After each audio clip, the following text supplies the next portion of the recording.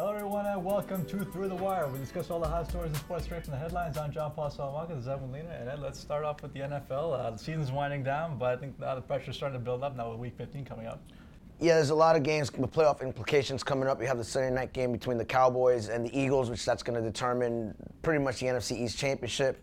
You also got the Jacksonville Jaguars trying to play spoilers against the Baltimore Ravens. You have also, I believe it's the Colts versus the Texans also coming up. So there's a batch of games coming up.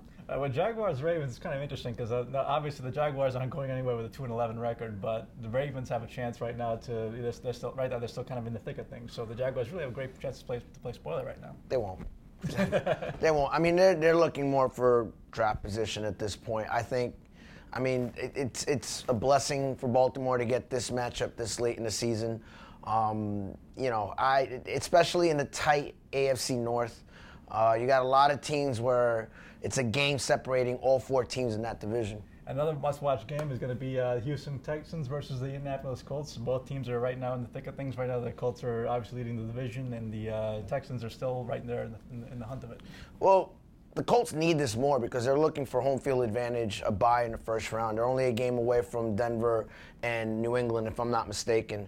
For the Texans, it's just a matter of survival. They're still in that bunch of wild card teams.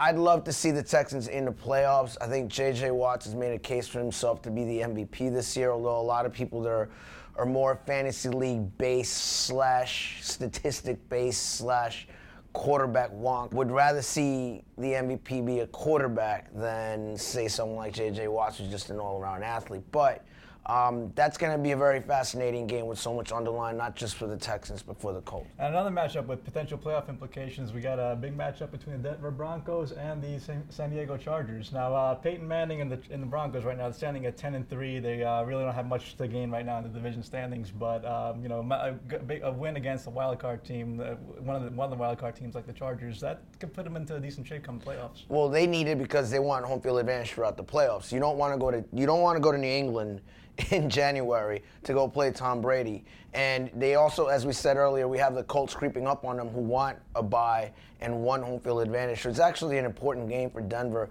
For San Diego, yet again, they're playing their late season run of trying to get into the playoffs.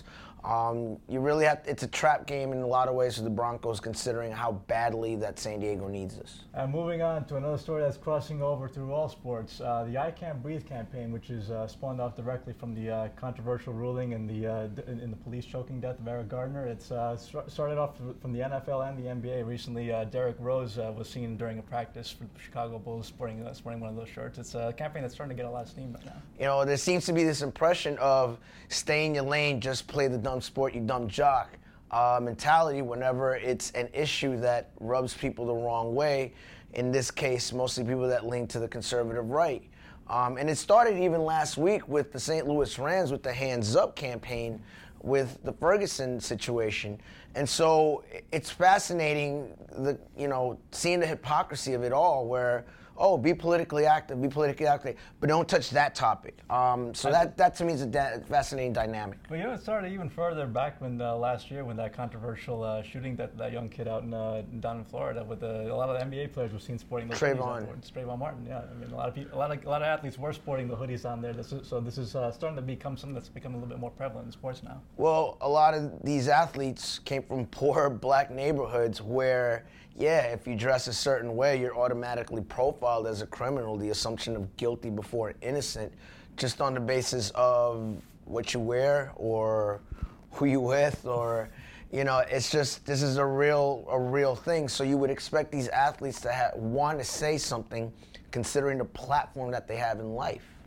And on a lighter note, Landon Donovan, one of the great soccer legends, ended his career on a very high note with LA Galaxy winning the MLS Cup.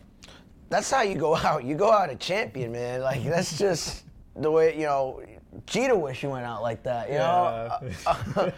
But, it was a great game. Went into overtime. It was 1-1. And Robbie Keane just put the nail in New England Revolution's coffin.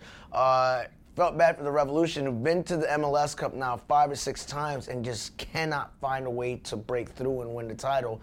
And for Landon Donovan, it's his 6th MLS Cup, 2 with the San Jose Earthquakes, 4 with the LA Galaxy, definitely the most storied career in MLS history, without a doubt. And, that's definitely, it definitely is the way to do it, because when you're looking, you brought up Derek Jeter a little while ago, but really, it's not since John Elway have we actually seen a super career with so many accolades be, end on that high. Now, you can go to Michael Jordan in the argument of the 98 shot, but, then he came back, and then that was kind of nullified, but, good for Landon Donovan. And considering he was left off the World Cup team, which, again, a decision that I understand Jurgen Klinsmann's point of view, and I agree with Jurgen Klinsmann. It still rubs people the wrong way, considering the rough year that he had. Landon Donovan still went out on top and still went out a champion in his own way, even if he didn't get to go to Brazil this year. All right, good for you, Landon Donovan. And that wraps up this edition of Through the Wire. Remember to tune in next week for more, and to continue the conversation, remember to log on to LatinPost.com.